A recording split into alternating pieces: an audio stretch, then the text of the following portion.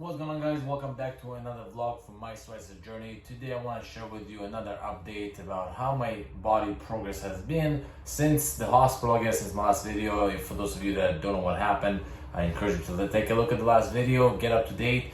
I've been in a little bit of an accident, and in the hospital I've been pumped IV and a steroid that was supposed to help reduce inflammation and supposed to monitor the throat that I got hit in, because the inside got inflamed and they didn't want it to obviously block my airway.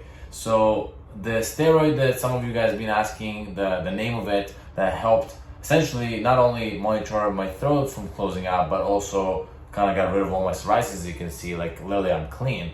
And it's called, and I'm gonna try to say this name correctly, Dexamethasone. I don't know, I'm gonna put it in the description. That's a long name that I can't even pronounce. Essentially, that helped me pretty much get rid of all my psoriasis. Now, I'm not by any means promoting it. I'm not saying this is a solution. I'm not saying this is the right to go. I'm just saying this is what happened in the hospital and it helped. Now, obviously, steroids will help. Now, in this entire channel, I don't want to promote the idea of take steroids, because we both know that it's going to be a temporary solution.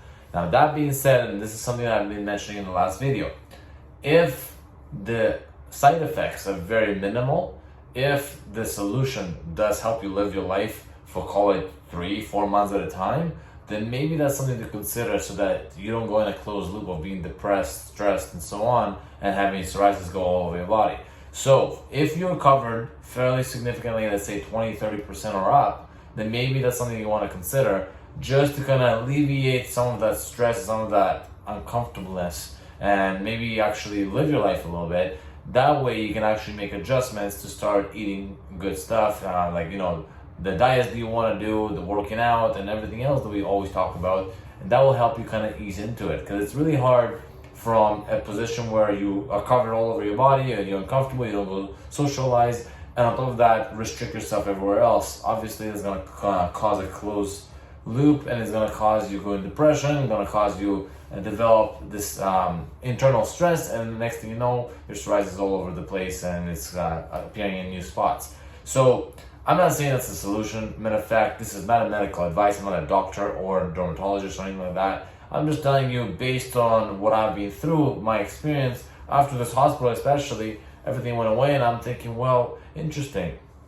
I mean, the side effects from what I read are very minimal.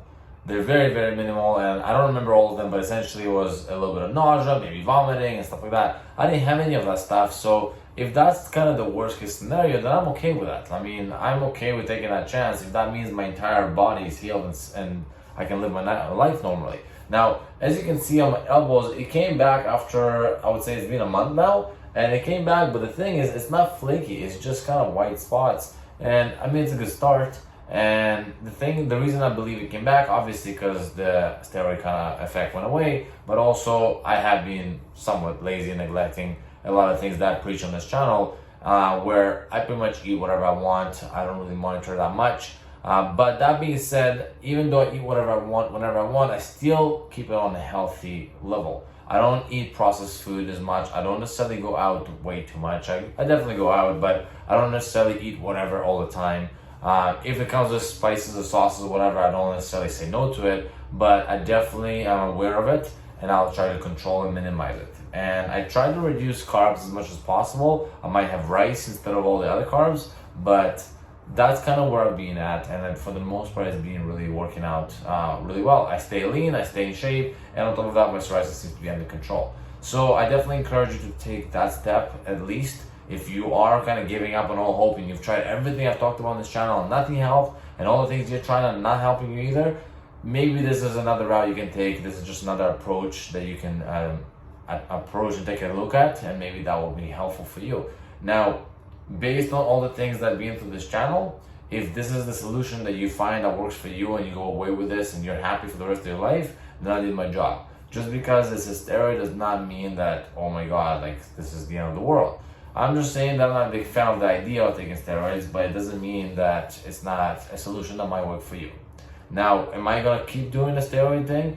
Probably not for the next little while, and I did want to see how the ozone therapy actually affects everything, but unfortunately, as you guys know, when I ended up in the hospital because of the accident, it was literally in the middle of me going to the next session, on the third session for ozone therapy. So after getting 2 sessions done, I couldn't really tell whether or not the ozone therapy helped, because obviously the steroids they pumped in me was the thing that really helped. So it was tough to say, was it the ozone therapy or was it the steroids? But if I were to bet and guess which one it would probably be the steroids. So that's where I'm at right now. Ozone therapy did not show me immediate effects. I wouldn't say I rule it out, because I only did 3 sessions total, 2 before the hospital, 1 after. So it's really, really hard to tell if it helped or not. But if anything, it's only a positive. It's only something that helps your body recover. And if anything, it's only a good thing to do it. So if you have the money and the means to, by all means, try it. Definitely at least commit, I would say, to 5 sessions, because I was told to do 3 sessions, and the person that told me that said they saw a miracle and their life changed. I don't think that's the case, at least not for me. I mean, I maybe can imagine after 5 sessions I'll see something happening, but 3 sessions feels like very fast. So I would say for those of you that are here in Canada, that'll probably range around $250 a session. The first session will be an additional $250 for consultation, depending where you go, of course. But you're pretty much looking at anywhere from $1,000 to $1,500 for the entire 5 sessions of the ozone therapy. And then if you're lucky, it works, great. If it doesn't work, then you've tried something, it costs you $1,500, and now you know. So those are 2 options for now for you to try. If you've tried everything else, either the steroid one, either you try the ozone therapy, or a third option on top of everything else is continue to stick to a routine that you've been working on. See if it works. If it doesn't work after 90 days, switch it up to something else and try something new.